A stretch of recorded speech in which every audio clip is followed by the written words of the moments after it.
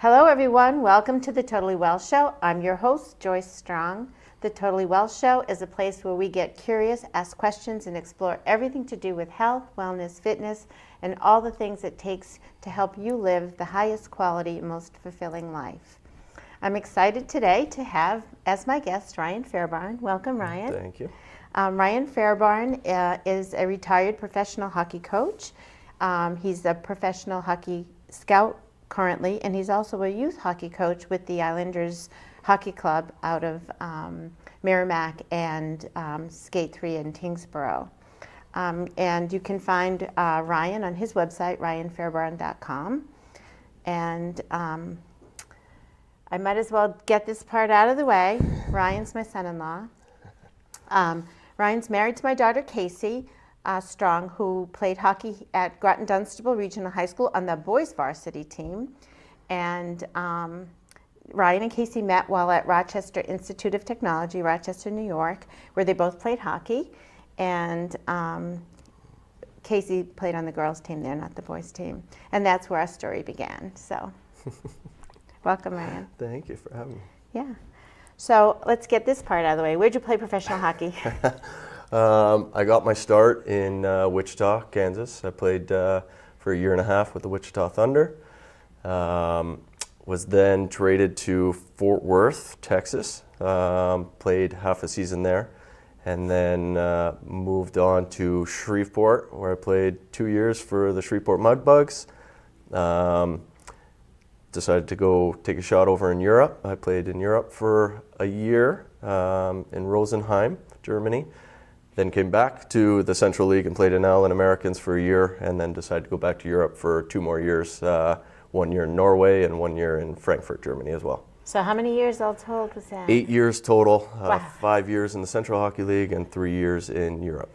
Wow, So, that's yeah, awesome. Yeah, yeah. So you reminded me that you also are married to somebody who plays professional hockey, or played? Yeah. What was that about? Yeah, no, Casey played 2 years professionally over in Europe as well. 1 year in Germany and 1 year in Norway. We both, she was kind of player coach with the team in Norway, and I helped coach the team as well. So, it was a great experience over there. We loved it, loved our time over there. Wow. Yeah. That's great. That's great. And then at RIT, I had forgotten about this, but I know you guys recently visited Rochester. Yeah. And you have some records there as well yourself. I made a few of the ECAC hockey teams, rookie teams and whatnot. We had, and Casey was a Hall of Famer there as well. So we have a lot of good memories in Rochester at the school, and so we love going back there and visiting and seeing the coaches that are still around and people that are still around there. So Yeah. yeah. Well, that was one recruiting trip that I'm happy I forced her to go on. So where did you get your start? How did you get into hockey in the first place? Like most kids in Canada, just grew up watching the game, and parents kind of got me involved, and they put me on the ice, and my mom worked for the town actually, so we just got involved through there, and she booked the ice actually at the rink. It was a couple minutes from my house, and whenever there was open ice or free ice available, she would grab us and we'd be down skating on the open ice, and we did that a lot. And I remember growing up, my parents would make us hockey rinks in the backyard every year, and we just grew up playing all the time. That's we watch it every Saturday night on Hockey Night in Canada, and then go out and try to act like we were Maple Leaf. So it's what Canadians do. Yeah, eh? It was just just a lot of playing. We were always, my family was, really enjoyed watching and playing, so we just kind of started and never looked back. So, how old were you when you started? I was probably 3-4 years old when I started putting on the skates and really getting into it. Yeah. I don't remember exactly when I started actually playing for a team competitively. Probably 4, 5, 6 years old, something in that range. But put put the skates on early and started. Yeah. That's funny. When did you decide you were a defenseman? I don't even know that I decided I was a defenseman. I remember playing both forward and D. Yeah. Is that why you play offensive D? Yeah, rover I like to call it. So no, I just I don't know. As I got going, I just was a defenseman and just kind of liked the offensive side of the game, like being in on the rush and creating that part of it. I just had a tough time sitting back and just kind of moving pucks. I always wanted to be in the mix, and so that's kind of, yeah. Your claim to fame. Yeah. So what other sports did you play? Did you play other sports? I did. I played baseball. Was my other sport in the off season that I like to play. We, always around the house, we'd be picking up, you name it, soccer, tennis, basketball, lacrosse, whatever other sports were around. We'd always touch and play and throw balls around or whatever. But my, between hockey and baseball, it was a lot. We'd jump from one. As soon as one ended in the spring, baseball would start, and you'd. What did you play in baseball? What was your position there? I pitched mainly, and then I touched around different positions: third base, second base, outfield. Just kind of bounced around. That was the good part about playing youth sports. We just they'd rotate us around, so you got a taste at every position. And but I loved pitching. That was kind of your thing, the thing that I liked. What are your thoughts on that, on playing sports? I know you know from knowing me so long and knowing I gave birth to a hockey team that we put a lot of time into hockey, of other sports. But what are your thoughts on specialization? That comes up a lot with the hockey training that we get. Yeah. Well, for me, I find that so many kids dial in on one thing, and it limits to their ability in a way, as they, you can try to go do a warm-up with someone and they can't throw a ball or can't kick a ball, and to me that's just it's weird to me to see kids not being able to do that. So I like seeing kids be active, try a variety of different sports.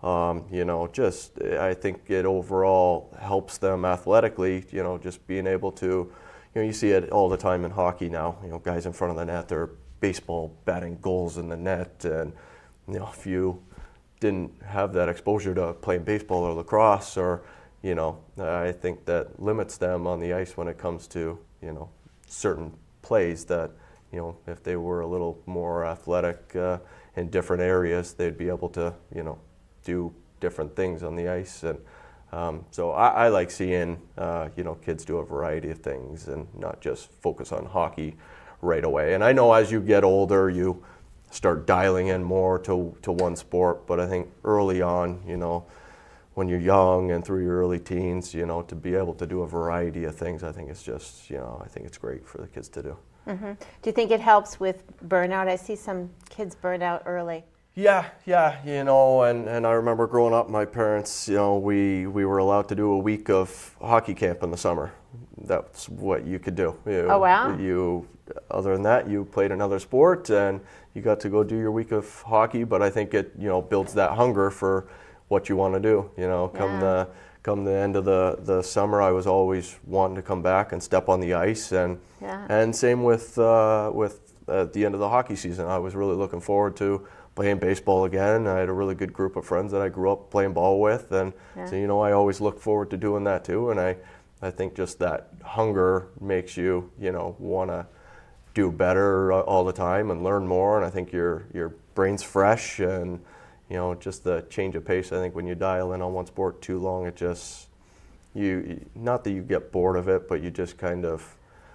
You don't have that same drive, I think. The hunger, I like that word. Yeah, I think it's good to have that hunger and that itch to want to play, and when you're away from the game for a little bit, it makes you want to dive back in and do some stuff, and and I think it helps off the ice as well. When you're away from it, you want to do stuff off the ice. You want to go shoot pucks. Like you get that little itch to go shoot pucks, or run around, or whatever it is that's going to help you with the sport you're trying to work on. But I was looking at some of your stick handling drills that are on YouTube.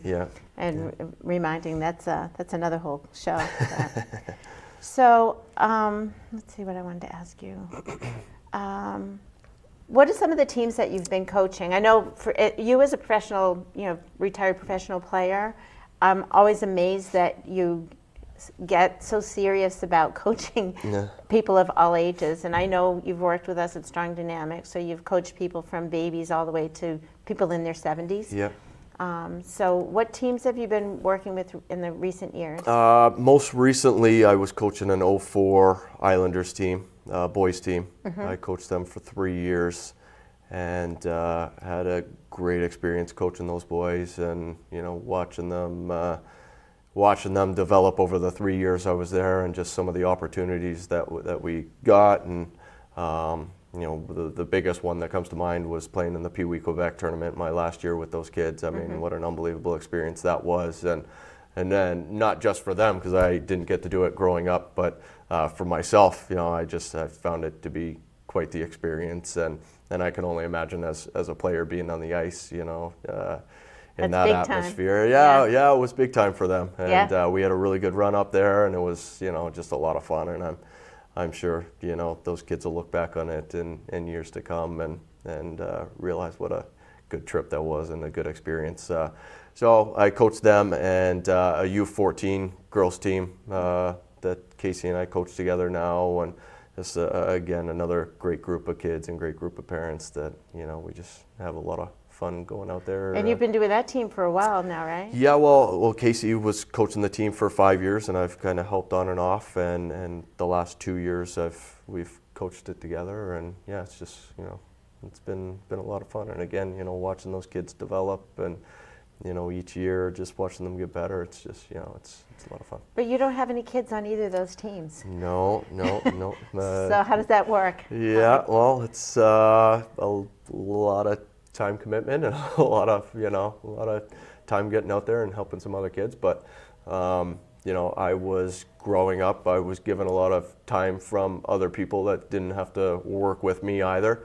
So for me, after being finishing out my career and playing professionally, it's just a chance for me to give back now. And eventually I'll start coaching my kids, and once they're ready to play, which I already do a little bit. But it's just a chance for me to get back and help some other kids out, and it's fun. I go to the rinks now and see some of those kids that I used to coach, and they come right over and shake my hand and give me a five, and I get a chance to hear how they're doing now and watch them play, and see them down the road.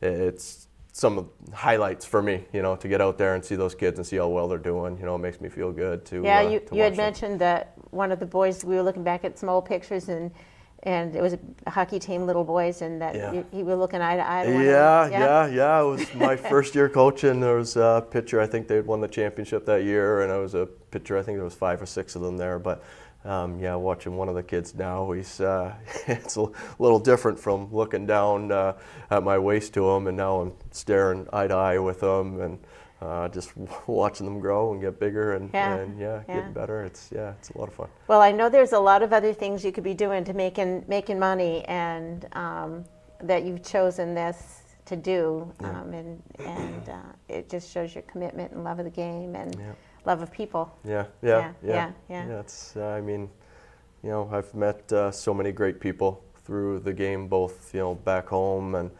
and down here, and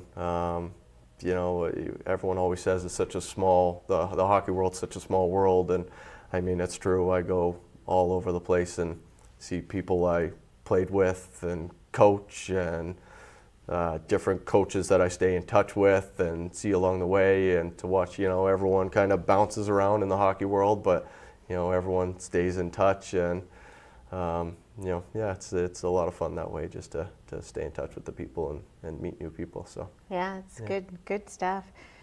So you are starting to coach your kids. I know that because I'm coaching with you. And as your assistant. And tell me about that. Tell me about your mite development. It's a lot of fun. This is our first year kind of doing the learn to play side of it. We did a little bit of learn to skate last year, but now we're really dove into the learn to play, and we've got a great group of kids that are coming out and that are hungry to want to play, and You know, coaching my daughter's a lot of fun right now, and to see her starting to fall in love with the game as well, and you know, get excited to get out there on the weekends and see her friends and play and learn a little bit. And yeah, it's a lot of fun. I mean, the kids are, and the parents at this point have to be, you know, committed to get out there every Saturday and Sunday, and it's just, you know, it's a lot of fun. The kids have a good time when they come out, and you know, learn some stuff along the way. Well, I'm grateful that we can practice at 8 a.m. I know a lot of times people think they have to get up at 4 in the morning to go play hockey, but that's not true anymore. No, yeah. We practice at 8 o'clock Saturdays and Sundays, so it's you know, it's not too bad. So what are some of the things you do with the kids, or how you coming up? Because I know you're dealing now with 4 to 7-year-olds. I think the oldest kid we have is 7. Yeah.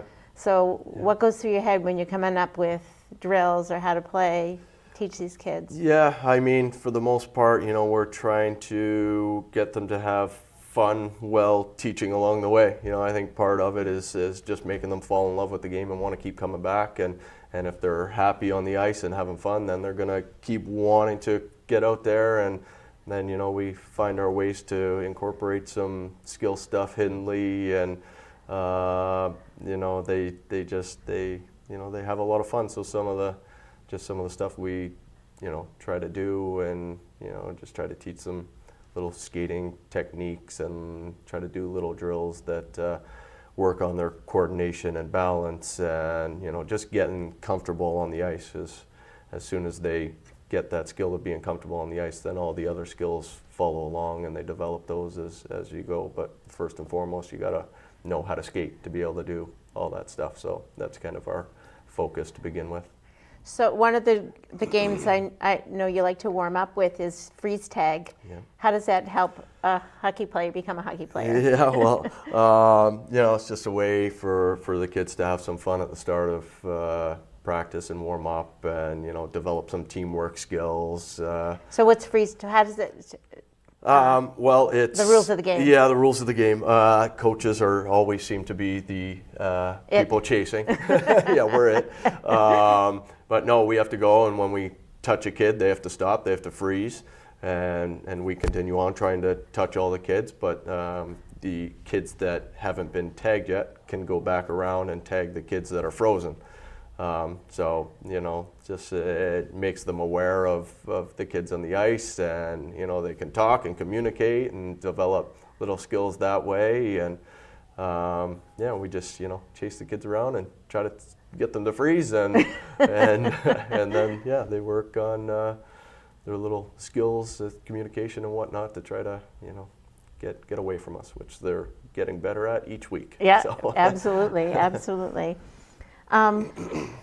What does it cost to get started for families that might be intimidated with the idea of the investment to get started? Yeah, well, when you're really at the very beginning. The very beginning, it's pretty simple. I mean, we just try to get the kids to have skates and wear a helmet. I mean, for the most part, you know, there's other little things that you can pick up as you go with gloves and, you know, shin pads and elbow pads, but for the most part, it's just getting them out on the ice and trying to make them enjoy it and want to come back. And, you know, so early on, you know, it doesn't cost that much. It's a pair of skates and a helmet, which you can get, you know, via friends, or, you know, there's secondhand stores, or, you know, sales at some of the bigger stores.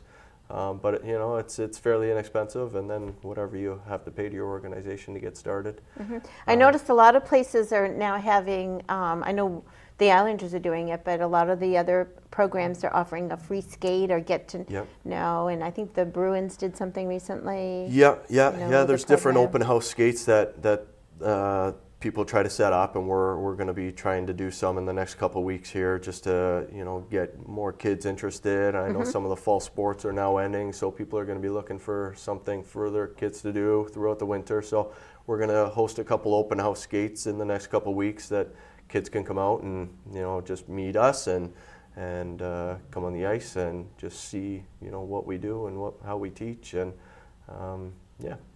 And boys and girls, we keep the boys and girls together. Yeah. Yeah. We put everyone together in the same boat early on, and you know, as they get older, that changes a little bit, but early on. They can all work together. They're all working on the same skills, and even lesson-wise, as they get older, they can all do the same stuff. Everyone's kind of in the same boat, trying to learn the same thing, whether you're 8 years old or 18 years old. Yeah.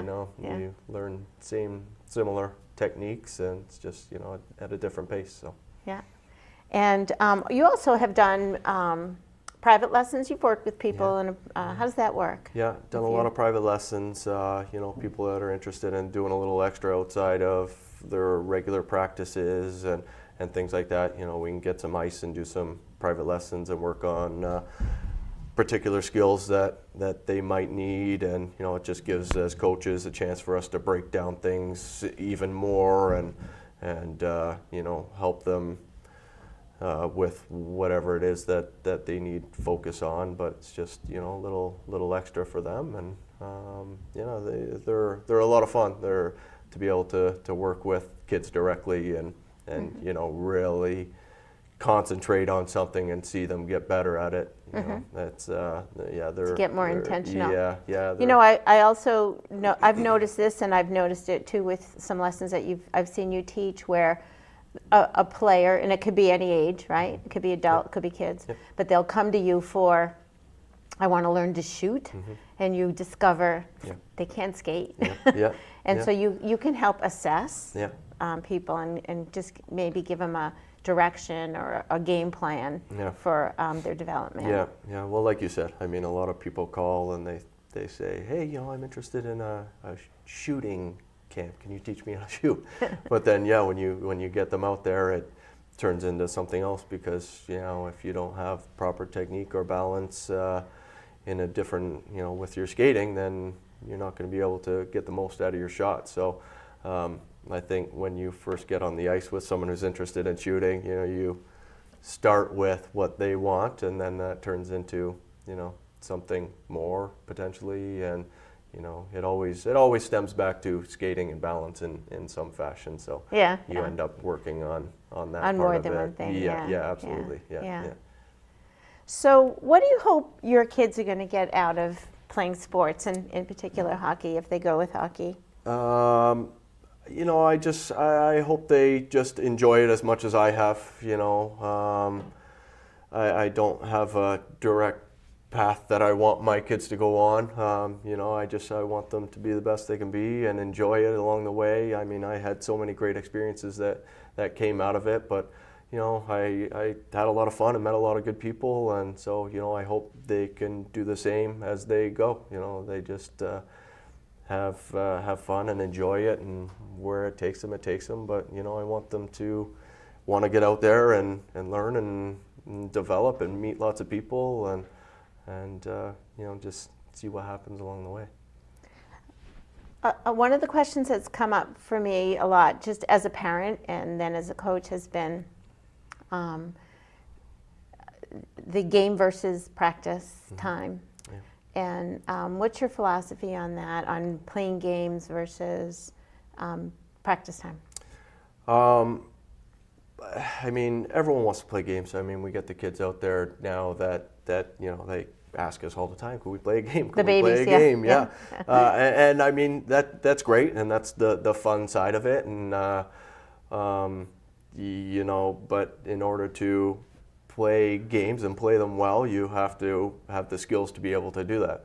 I, especially early on in kids' careers, I want them to have as much puck touches and as much, individual attention as they can. And if you're just out there skating around chasing a puck the whole time and not really touching it, it's in my eyes not doing a lot for them outside of having fun, which is big. But I would rather them practice and work on their skills and get lots of repetitions and lots of puck touches and do a lot of that more than just jump right into games. There'll be plenty of times and they'll have plenty of games to play as they get older, but early on in their career, I think kids are sponges, and as much as they can soak up with the individual skills and things like that, I think that's big. So and the Islanders do a great job of doing that, setting up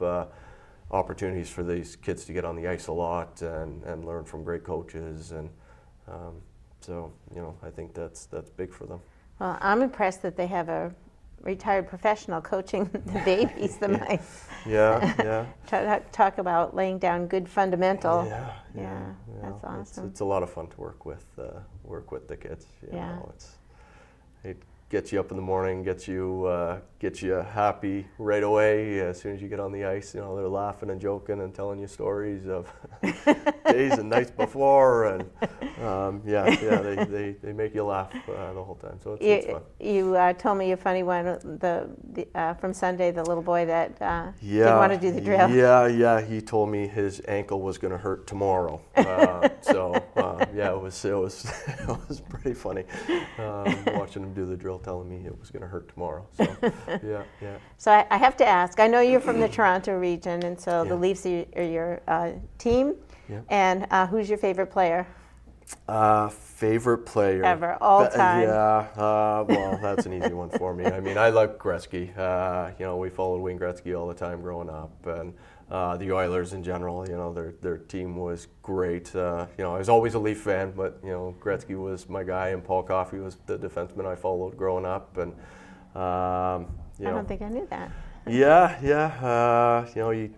I kind of developed my game kind of watching him and the things he used to do, and that was one thing my parents had us do growing up was watch someone that we really liked, and I think that was kind of something that turned my game into what it was just watching him and the way he played. But just Wayne Gretzky, just the way he carries himself on and off the ice, and obviously his game and records speak for themselves.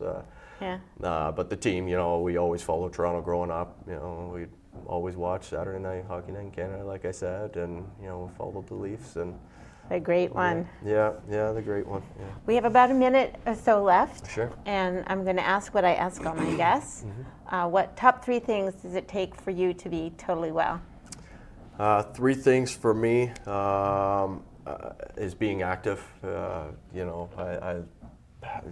Myself and my kids and my family and yourself. I know, I track you on Fitbit. Yeah. We're always active, always doing something, and I think that leads to happiness, which is another thing for me. You're always out doing something, having fun, being active, and you're happy, and and the last thing is taking care of yourself, eating right, and doing all those little things to help you be better, with your activity and your happiness. And I think it all kind of ties into each other.